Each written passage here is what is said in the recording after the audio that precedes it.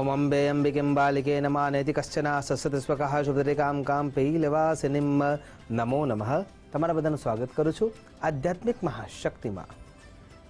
આજનો જે વિચાર છે એ ખરા અર્થમાં જો વિચાર કરીએ તો એટલો અદ્ભુત વિચાર છે કે માં જગદંબા પરાંબિકા રાજરાજેશ્વરી એટલે કે માં એ શરીરનું સંચાલન કેવી રીતે કરે છે, શું એ શક્તિ રૂપે આપણા શરીરમાં જે વ્યાપ્ત થઈ રહી છે એ કોઈ ભિન્ન અવસ્થામાં હોય છે? અને એ વિષયને જ્યારે આપણે વિચાર કરવા જઈ રહ્યા છીએ તો આપણે એ જાણવું જરૂરી છે કે શરીર સંચાલન અને માં જગદંબાની અનુકંપા, અને ખરા અર્થમાં જો વિચાર કરીએ તો જે શ્રીમન મહાકાલી, મહાલક્ષ્મી અને મહાસરસ્વતી આ ત્રિગુણાત્મિકાનું જે રૂપ છે એ આપણા શરીરના અંતરંગ ભાવમાં જોડાયેલું જ છે। જેમ કે શક્તિ 3 રૂપે જોવા મળે છે, અને એમાં સૌથી પહેલી જે શક્તિ છે એ ક્રિયા શક્તિ છે।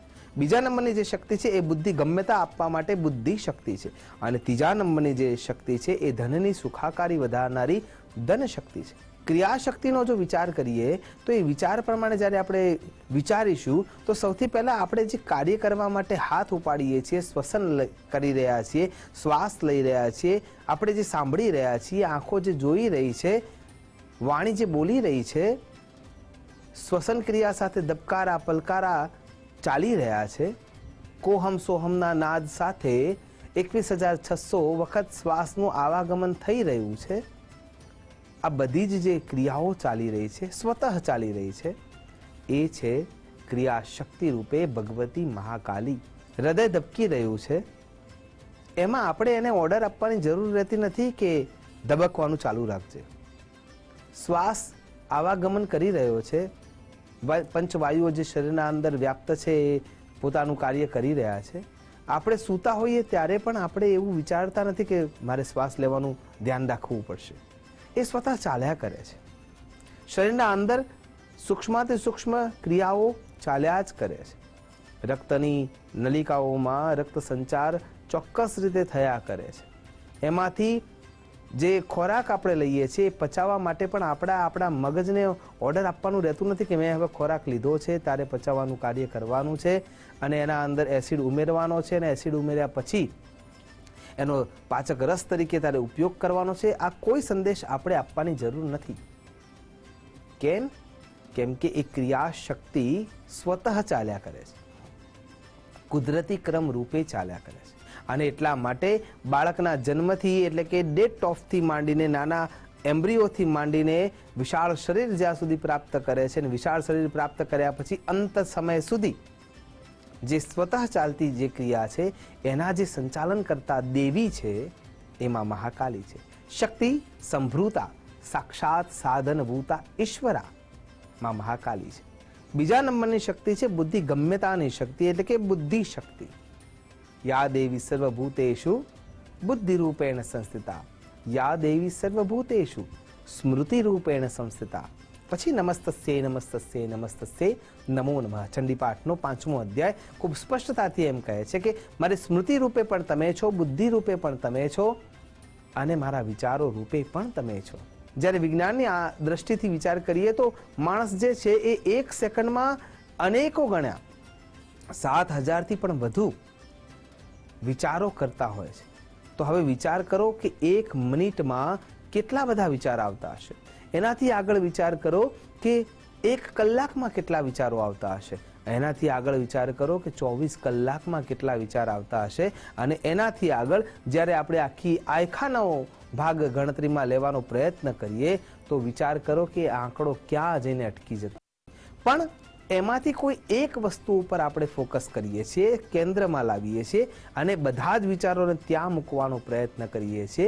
એ બધા વિચારો જે આવે છે એમાંથી કોઈ એકને આપણે પ્રાયોરિટીમાં મૂકીએ છીએ, અને એ જે ક્રિયા ચાલે છે એ ક્રિયા આપનાર કોઈ તત્વ છે, એ બુદ્ધિ ગમ્યતા આપનાર કોઈ તત્વ અથવા શક્તિ છે, તો એ સ્મરણ માટેની ઓળખ આપનારી જ્ઞાન સંભૃતા જે શક્તિ છે એ બીજું કોઈ નહીં, સાક્ષાત સાધનભૂતા ઈશ્વરા માં સરસ્વતી છે।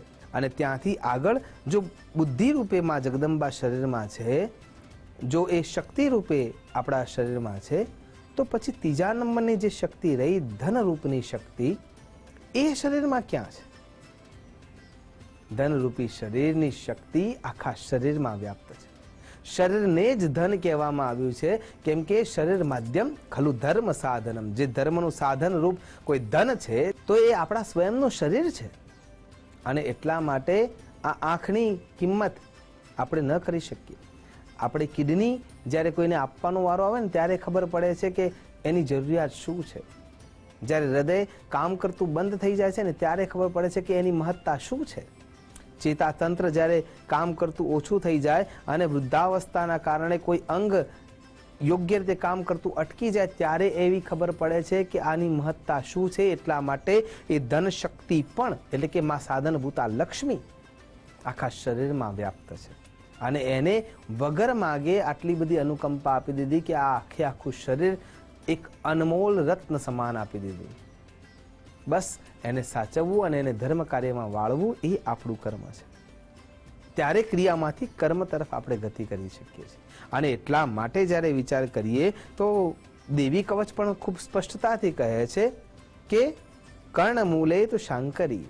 જ્યારે દેવી તત્વ આપણા શરીરમાં ક્યાં ક્યાં રહ્યું છે એ જો જાણવું હોય તો જે દેવી કવચ છે એ આપણને ખૂબ જ સ્પષ્ટતાથી સમજાવે છે કે કર્ણમૂલે તો શાંકરી. જે કર્ણના મૂળમાં, કાનના મૂળ ભાગમાં જે શાંકરી દેવી રહી છે એ આપણને આ કાર્ય કરવા માટે મદદરૂપ થાય છે. કર્ણમૂલે તુ શાંકરી જીવ્વાયામ ચ સરસ્વતી દંતાન રક્ષત કૌમારી કંઠદેશે તુ ચંડિકામ ઘંટિકામ ચિત્રઘંટા ચ મહામાયા ચ તાલુકે કામાક્ષી ચિબુકમ રક્ષે વાચમ મે સર્વમંગલામ ગ્રીવાયામ ભદ્રકાળી ચ પૃષ્ઠવંશે ધનુર્ધરે નીલગ્રીવા બહિર્કંઠે નલિંકામ નલકૌબરી.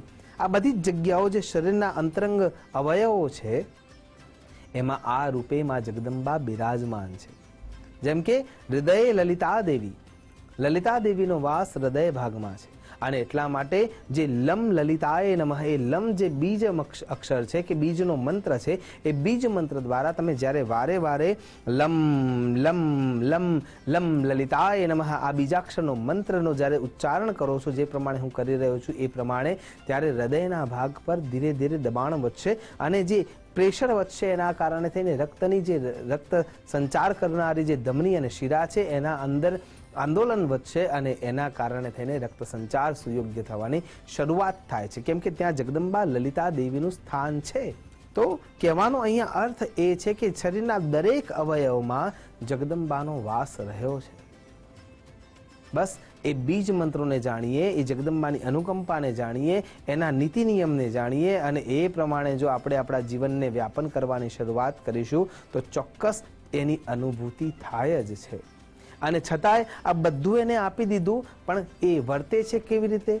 યમ યમ ચિંતયતે કામમ તમ તમ પ્રાપ્નોતિ નિશ્ચિતમ. જે પ્રમાણેની તમારી ઈચ્છા થાય છે, કામના થાય છે, એની પૂર્તિ માટે યમ યમ ચિંતયતે કામમ તમ તમ પ્રાપ્નોતિ નિશ્ચિતમ, તે પ્રમાણે આપણે પ્રાપ્ત કરી શકીએ છીએ. અને એ શક્તિ પણ હૃદયંગમ સ્થાનથી જ ઉત્પન્ન થાય છે. એટલા માટે જે શરીરનું સંચાલન કરનારી શક્તિ છે એ માં જગદંબા સિવાય અન્ય કોઈ નથી. અને જો એ શક્તિનો ઉપયોગ કરતા ના આવડે તો શક્તિ સંચય કરવા માટે થઈને આ નવરાત્રિના 9 દિવસ આવે છે. અને એટલા માટે આ ચતુર્થ દિવસે ભગવતી દેવી પ્રથમમ શૈલપુત્રી ચ દ્વિતીયમ બ્રહ્મચારિણીમ તૃતીયમ ચંદ્રઘંટેતિ કુષ્માંડેતિ ચતુર્થકમ આ કુષ્માંડા દેવીની આરાધના આપણે કરીએ છીએ. અને જેથી કરીને શરીરના અવયવોમાં એ ઉર્જા સ્વતઃ વ્યાપન થવાની શરૂઆત થાય છે. તો શક્રાદય સ્તુતિ દ્વારા, ચંડીપાઠ દ્વારા, ભગવતીના દિવ્ય મંત્રો દ્વારા, દિવ્ય સ્તોત્ર દ્વારા જ્યારે તમે આ આરાધના કરો છો તો ચોક્કસ શક્તિ તમારા અંદર અનુભૂત થાય છે. અને આ ત્રણ ક્રિયા શક્તિઓ આપણા સાથે વહેતી અનુભૂત કરી શકાય છે. આશા કરું છું માં જગદંબા પરાંબિકા રાજેશ્વરી આપણા સૌ પર અનુકંપા આપનારી રહે અને જે જગ્યાએ એના જે સ્થાન છે ત્યાં ચિરકાળ સુધી, અનંતકાળ સુધી અને જ્યાં સુધી આ શરીર મળ્યું છે ત્યાં સુધી શક્તિ સમૃદ્ધતા આપતી રહે એ જ અભ્યર્થના સાથે નમસ્કાર. અસ્તુ સદા શિવોહમ. નમો નમઃ.